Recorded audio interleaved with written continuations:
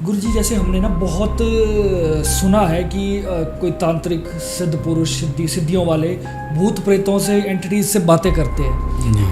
मेरा ये सवाल है कि बातें होती कैसे है? क्या हम जैसे हिंदी बोल रहे हैं आपस में आमने सामने बातें कर रहे हैं ऐसे होती है, या कोई और लैंग्वेज के थ्रू होती है? और वो दिखते कैसे है? क्या वो हमारी तरह इंसान की तरह दिखते हैं या कैसे दिखते हैं? तो हुआ क्या, एक फैमिली थी जिसके जो बड़ा बेटा था उसको अपने गांव की एक लोकल एरिया में किसी लड़की से प्यार हो गया। जब घर वालों को पता लगा तो लड़का लड़की ने बहुत समझाने की कोशिश की, उनको शादी तक नहीं जाने दिया गया। जब अंत में उनको लगा कि उन्होंने हथियार डाल दिए और लड़के ने एक दिन लड़की से कहा कि भाई अब ये संभव नहीं है, तो कुछ ऐसा हुआ जिसकी उस परिवार ने कल्पना नहीं की थी। उस लड़की ने ट्रेन के आगे कूद के सुसाइड कर लिया। अचानक से अलमारी के धड़-धड़ हिलने की आवाज़ आती थी, कभी किसी बच्चे के रोने की आवाज़ आ रही है। शादी करते ही उसकी वाइफ जब घर पे आई तो उसको कुछ साया दिखाई देने लगा। पर जब भी फैमिली प्लान करते थे वाइफ का प्रेगनेंसी डेवलप होती और मिसकैरेज। वो एंटिटीज अब्रॉड तक पहुंच गई। जी, उसने उनका वहाँ तक पीछा नहीं छोड़ा। इसी बीच वो लड़का एक बार अपने घर के किसी काम से गांव गया तो उसको घर में ऐसे साए दिखाई दिए कि जिसको देखकर वो लिटरली घबरा गया और वो बहुत वो अपने ही घर में रह नहीं पाया। और जैसे ही गेट खेला मुझे वो तीनों एंटिटी सामने दिखाई दी। तो दोस्तों, आप सभी को मेरा नमस्कार और स्वागत है आपका हमारे इस channel the Nitish Rajput show में। ये चैनल स्पेशल उन लोगों के लिए है जो हमारी लंबे लंबे वीडियोस नहीं देख पाते हैं, एक एक दो घंटे के। तो यहाँ पर आपको शॉर्ट में टॉपिक्स क्लियर देखने को मिलेंगे। और यार, अगर आप यहाँ तक पहुँच ही गए हो तो हमारे इस चैनल को सब्सक्राइब ज़रूर कर दें और आगे बढ़ने से पहले इस वीडियो को लाइक ज़रूर करें। तो जी, हम ज़रूर। शुरुआत करते हैं किसी केस स्टोरी से। आप कह रहे थे कि एक अब्रॉड का आपके पास केस आया था, जी, जिसमें जी। कि मैं आगे ज़्यादा नहीं बताऊँ, प्लीज़ आप उसे कंटिन्यू कीजिए। जी। तो अभी रिसेंटली जैसे जैसे पॉडकास्ट रिलीज़ हो रहे हैं उसकी वजह से काफ़ी लोग कांटेक्ट करते हैं, आते हैं, मिलते हैं, बात करते हैं। तो इसी दौरान एक ऐसा केस आया जिसको डायग्नोस करने में मुझे थोड़ा टाइम लग गया। अच्छा। मेरा हमेशा से ये रहा है नीतीश जी के डायग्नोस पे फोकस रहा है। अगर आप डायग्नोस पे फोकस नहीं रखते और ट्रीटमेंट की जल्दबाजी में हैं तो आप सिर्फ कमर्शियल काम कर रहे हैं। Right. ऐसा मेरा मानना है। बिल्कुल सही। और डायग्नोस इसलिए ज़रूरी है कि हमें किसी भी परेशानी को जड़ से ख़त्म करना है। किसी भी इंसान को उस परिस्थिति में नहीं लाना जैसे कोर्ट के केस है ना, आज ख़त्म कल दूसरा परसों तीसरा, और वो सब नहीं। खैर, शुरुआत ये बात थी पंजाब के एक ऐसे गांव की जो थोड़ा इंटीरियर में बड़ा अच्छा डेवलप्ड है और एक छोटे शहर जिसे आप कह सकते हो वैसा था। और वहाँ एक फैमिली थी जो थोड़ा पुरानी ही बात है। हाँ, बिल्कुल। क्योंकि ये कहानी बहुत पीछे से आज तक चली आ रही थी और सालों से एक फैमिली में लगातार ऐसे हादसे हो रहे थे जिनका कोई जवाब किसी के पास नहीं था। तो हुआ क्या, एक फैमिली थी जिसके जो माता पिता थे उनके 2 बेटे थे। अब उन दोनों बेटों में से जो बड़ा बेटा था उसको अपने गांव की एक लोकल एरिया में किसी लड़की से प्यार हो गया। ओके। अब वो लड़की भी बहुत प्यार करती थी। तो इन लोग उस टाइम पे, क्योंकि थोड़ी पुरानी बात मैं आपको बता रहा हूँ, तो 90s के दौरान की बात है, तो उस टाइम पे ये चीज़ गांव में स्पेशली बहुत बड़ी बात थी। बिल्कुल। प्यार करना और फिर उसको एग्जीक्यूट करना, फिर उसको शादी तक ले जाना, तो ये बहुत बड़ी बात थी। खैर, कहते हैं इश्क और मुश्क छुपाए नहीं छुपता, तो वो नहीं छुपा। जब घर वालों को पता लगा तो लड़का लड़की ने बहुत समझाने की कोशिश की। लड़की ने इशारे में ये भी कहा कि भाई हम बहुत आगे आ गए हैं और हम आपसे ये बहुत रिक्वेस्ट करते हैं कि हमें आप शादी करने दीजिए। पर गांव, लोग, रूढ़िवादी सोच, उनको शादी तक नहीं जाने दिया गया। उन्होंने कई महीने बल्कि कुछ सालों तक ये लड़ाई लड़ी। जब अंत में उनको लगा कि उन्होंने हथियार डाल दिए और लड़के ने एक दिन लड़की से कहा कि भाई अब ये संभव नहीं है, तो कुछ ऐसा हुआ जिसकी उस परिवार ने कल्पना नहीं की थी। उस लड़की ने ट्रेन के आगे कूद के सुसाइड कर लिया। अब जब वो सुसाइड हो गया, थोड़े दिन बाद उस फैमिली को पता लगा, उस लड़के को पता लगा, तो थोड़े दिन बाद उस लड़के ने भी सुसाइड कर लिया। अब ये घटना गांव वालों को लिए, परिवार के लिए बड़ी तो थी, पर क्योंकि उनका ईगो और अहम बड़ी चीज़ थी, तो शायद वो अपने बच्चों की मृत्यु एक्सेप्ट कर गए ज़्यादा देन उनकी अच्छी और खुशहाल ज़िंदगी के। समय बीता, कुछ और समय बीता। जो दूसरा बेटा था, जो छोटा बेटा था, वो भी बड़ा हो गया।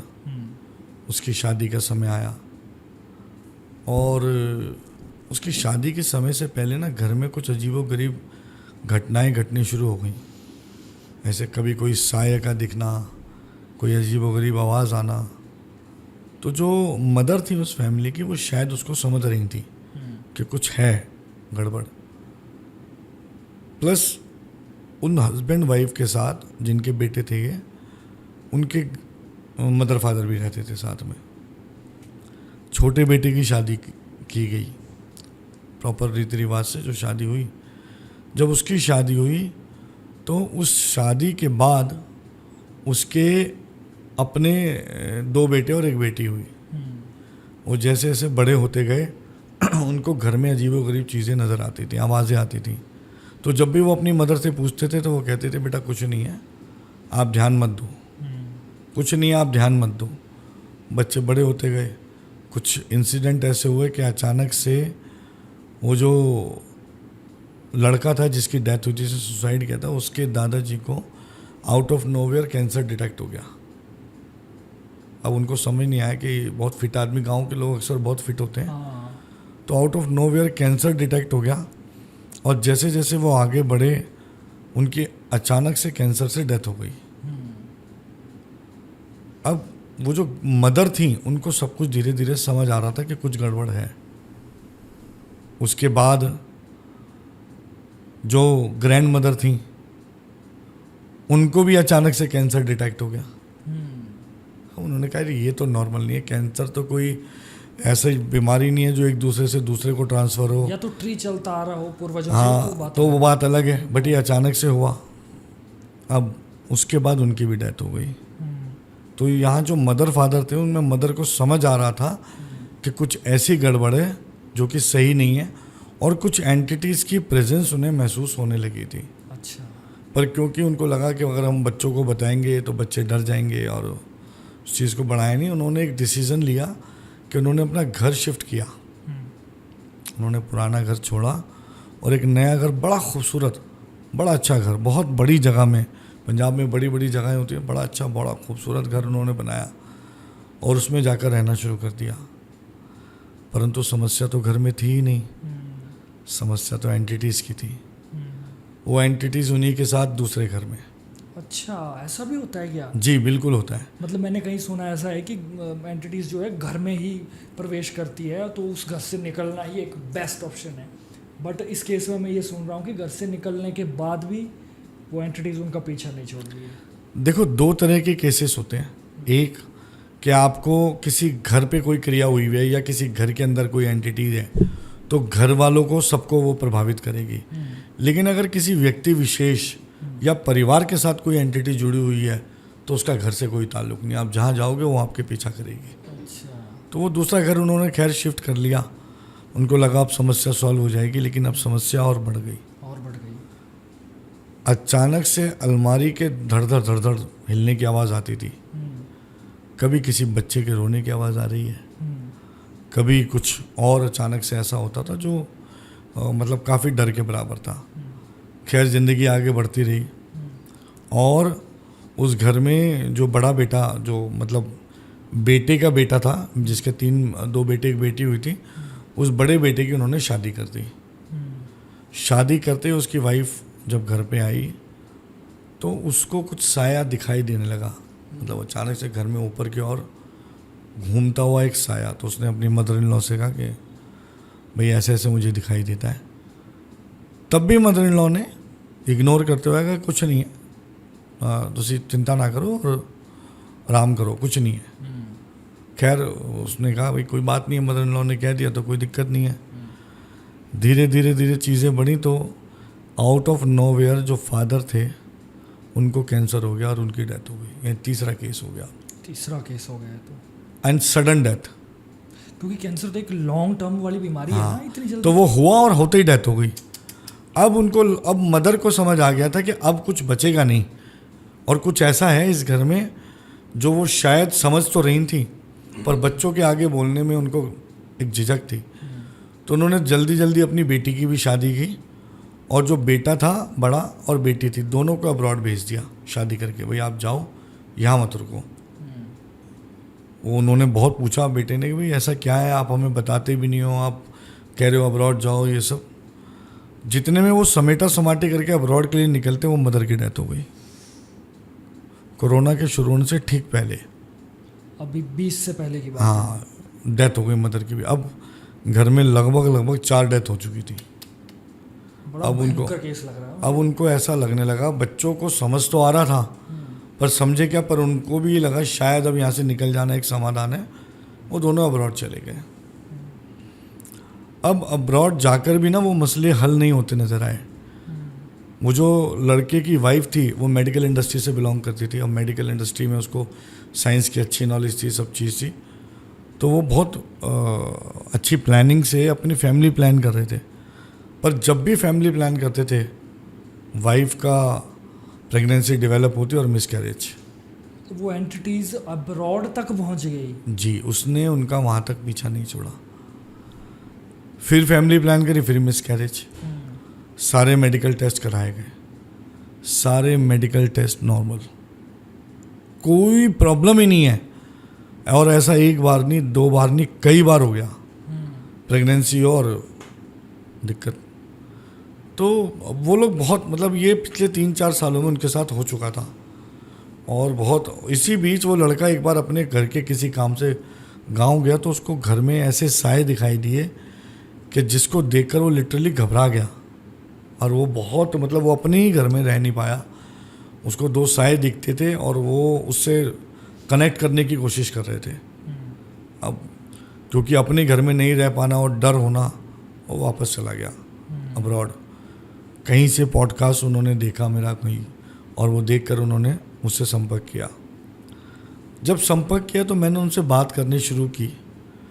तो मैंने उनसे पूछा समस्या क्या है। तो बोले सर ऐसे ऐसे हो रहा है, मिसकैरेज ख़त्म में समाप्त नहीं हो रहा और घर में हमें ऐसा लगता है कि कुछ है वहाँ पे, और बहुत हम मतलब परेशान हैं और बहुत अजीबोगरीब वहाँ आवाज़ें आती हैं और ऐसे ऐसे घर में डेथ हो गई हैं।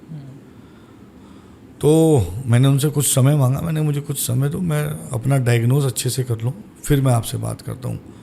तो लगभग 15 दिन हमें लगे। 15 दिन में मैं उनसे 2-3-4 बार बात करता रहा और अपनी कैलकुलेशंस मैंने की। तो मुझे ये समझ में आया कि उनके घर के अंदर 3 एंटिटी हैं। अब्रॉड में नहीं, दूसरे पुराने घर में। ओके। तो मैंने उनको बताया भाई आपके यहाँ 3 एंटिटी हैं। बोले सर 3 तो पता नहीं पर 2 तो हमें समझ आती हैं। मैंने कहा 3 एंटिटी हैं, 2 अडल्ट हैं और 1 बच्चा है। अच्छा। अब वो कहता सर बच्चे का तो हमने कभी नहीं सुना। हाँ 2 अडल्ट की बात सही है, ये हमने पता है और हमें अंदाज़ा है। मैंने कहा बेटा 110% एक बच्चा भी है। उन्होंने कहा ठीक है। कुछ दिन बाद उसने अपनी सिस्टर से बात की और फिर मुझसे बात की दोबारा। तो उसने कंफर्म किया कि हाँ सिस्टर ने बताया है कि एक बच्चा है छोटा, जो उनको कभी मदर ने बताया था। और वो जो अलमारी को धड़-धड़ करने की आवाज़ आती थी वो छोटा बच्चा ही करता था। तो अब उनको डर सताने लगा, बहुत दिक्कतें होने लगी। अब बात ना ज़्यादा बढ़ गई थी। अच्छा। तो उनको ये समझ नहीं आ रहा था कि सर क्या करें। Literally he was at the verge of crying.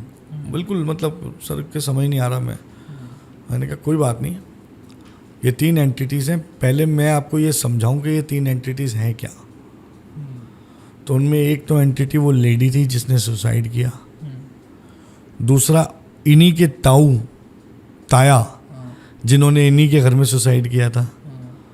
और तीसरा वो जो बच्चा था वो उस लेडी का था, क्योंकि जब उसने सुसाइड किया तब वो प्रेग्नेंट थी। तो उन्हीं का परिवार की ही आत्मा। जी, और क्योंकि उस लेडी की डेथ के बाद उसने एक ठान ली थी, उसने इनको समझाया था इशारे में कि हम बहुत आगे निकल आए हैं, आप हमारी शादी कराओ। उन्होंने समझी नहीं उस टाइम वो बात, और प्रेगनेंसी में उसने सुसाइड कर लिया। तो अब उसको बच्चे को अपने देख के और उसको देख के उसके अंदर इतनी बदले की भावना आ गई कि उसने कहा मैं ये पूरा परिवार बर्बाद कर दूंगी, समाप्त कर दूंगी, किसी को जिंदा नहीं रहने दूंगी, और अब यहाँ किसी के कभी कोई बच्चा नहीं होगा। तो इतना ज़्यादा मतलब खौफ था, और जब मैं उन लोगों को ये सब बात बताई तो उनके लिए तो ये डर मतलब बहुत बड़ी बात है। और जब मैंने बताया बच्चा और बाद में रिकन्फर्म हुआ तो उन्हें समझ आ गया कि सर बात तो आपने सारी सच बताई है। कैलकुलेशन और जितनी भी डायग्नोज था वो सटीक था। अब उन्होंने मुझे कहा सोल्यूशन के लिए, क्योंकि उन्होंने शायद किसी और से ही बात की होगी। और लोग आजकल क्या करते हैं, मैं किसी को सही गलत नहीं कह रहा, बट लोग कमर्शियली इतने हो गए हैं नीतीश जी कि उनको सिर्फ पैसे से मतलब है, और वो ये कहते हैं भाई हम यहीं बैठे सब ठीक कर देंगे। होंगे ज्ञानी, मैं ये नहीं कहता, बट इतना भी आसान नहीं है। आप एक एंटिटी वहाँ पर है, आप उसे यहाँ बैठे ठीक कर रहे हो, तो बहुत चमत्कार की बात है। खैर, उसने जिनसे बात की उन्होंने फिर बाद में पाँव पीछे खींच लिए कि उनको लगा कि केस बहुत खतरनाक है। मैंने उनसे कहा कि मैं इसे ठीक करने की कोशिश तो करूँगा, उन एंटिटीज़ को हटा तो दूंगा, पर उसके लिए मुझे आपके घर विजिट करना है, उस पुराने वाले। उसने, अब वो लोग अब्रॉड में, तो उन्होंने कहा सर मुझे अरेंजमेंट्स करने होंगे, बट आप बिंदास जाओ।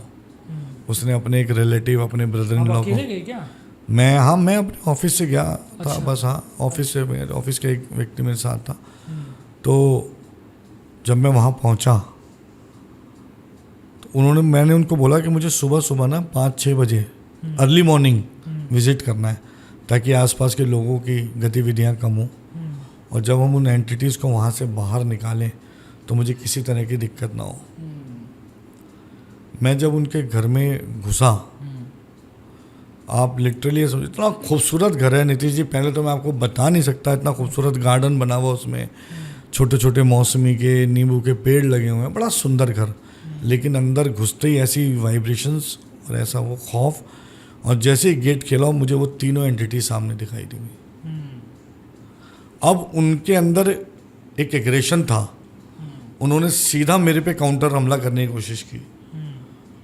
वो मोमेंट ऐसा था कि अगर मेरे से थोड़ी सी भी चूक होती तो शायद ये मेरे लिए लाइफ रिस्क हो जाता। अच्छा।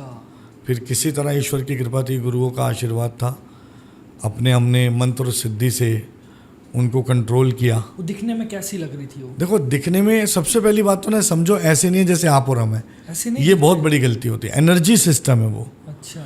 वो एक परछाई, एक साया, एक ऊर्जा है जो आपको दिखाई देगी। गुरुजी, जैसे हमने ना बहुत सुना है कि कोई तांत्रिक सिद्ध पुरुष, सिद्धियों वाले भूत प्रेतों से, एंटिटीज से बातें करते हैं। मेरा ये सवाल है कि बातें होती कैसे है? क्या हम जैसे हिंदी बोल रहे हैं आपस में आमने सामने बातें कर रहे हैं, ऐसे होती है, या कोई और लैंग्वेज के थ्रू होती है? और वो दिखते कैसे है? क्या वो हमारी तरह इंसान की तरह दिखते हैं या कैसे दिखते हैं? सबसे पहले तो मैं ये मिथ क्लियर कर दूं कि जैसे आप और हम बात कर रहे हैं ऐसे कोई भूत प्रेत बात नहीं करता। अच्छा। ये शरीर की भाषा है, ऊर्जाओं की भाषा नहीं है। एनर्जी सिस्टम की ये भाषा नहीं है। मैं इस बात को एक तर्क के साथ साबित करता हूँ। कोई स्पिरिट, कोई आत्मा जिसका जन्म, कोई शरीर, कोई व्यक्ति अगर जिसका जन्म चेन्नई में हुआ है, पैदा भी चेन्नई में हुआ, मृत्यु भी चेन्नई में हो गई, उसके बाद समझो वो स्पिरिट किसी तरह नॉर्थ इंडिया में किसी के ऊपर, किसी के पास आ गई या कहीं किसी से जुड़ गई, और कोई साधक उसे हटाने गया जो कि नॉर्थ इंडिया से बिलोंग करता है, उसे तमिल आती थी जीने मरने से पहले, इसे सिर्फ हिंदी आती है, तो फिर तो ये कभी उससे बात ही नहीं कर सकता। तब तो मिशन इम्पॉसिबल हो गया।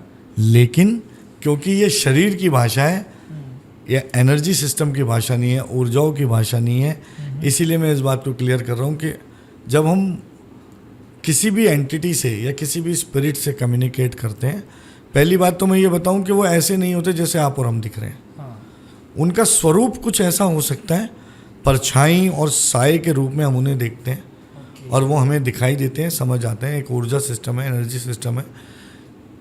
हमारी एनर्जी, उनकी एनर्जी हम महसूस कर सकते हैं, वो हमारी एनर्जी महसूस कर सकते हैं। तो ये एनर्जी सिस्टम है।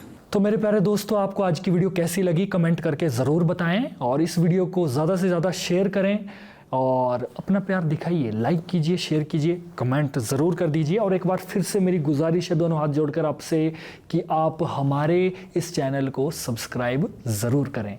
तो चलते हैं, मिलते हैं नेक्स्ट वीडियो में। तब तक के लिए देखते रहिए द नितिश राजपूत शो। जय भोलेनाथ,